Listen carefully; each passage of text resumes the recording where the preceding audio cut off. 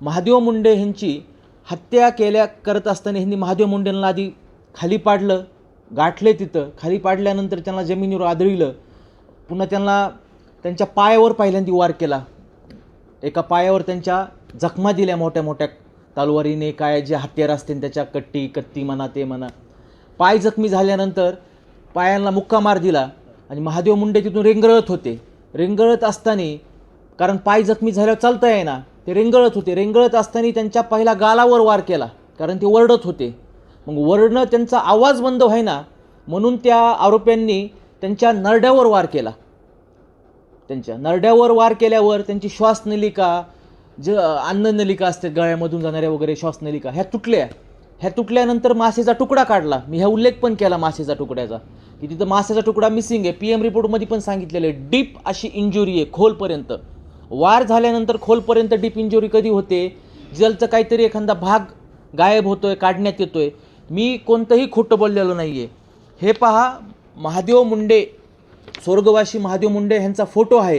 ह्या फोटोमध्ये धडधडीत दिसत आहे की त्यांच्या नरड्यावर, त्यांच्या मानेवर, नरड्यावर किती प्रकारे डीपपणे खोले. बघा, हा फोटो तरी पाहू वाटतोय का आपल्याला?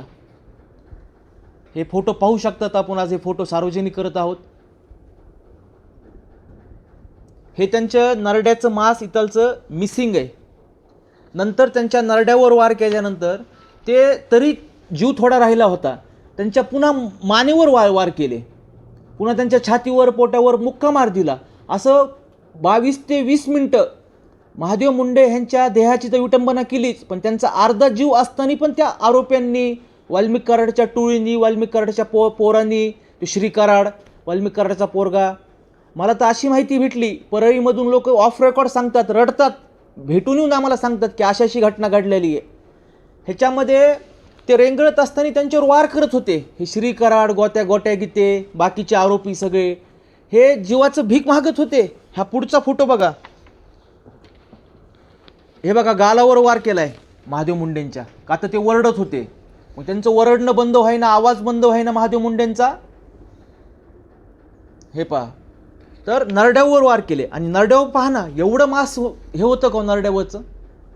आपल्या शरीरावरचं एवढं मांस एका एखाद्या वारनी गायब होऊ शकतं का? आपण बघतोच ना, आपल्याला पण कधी कधी हातापायाला जखम होते. इथं टाकी घेण्यासारखं तरी आहे का?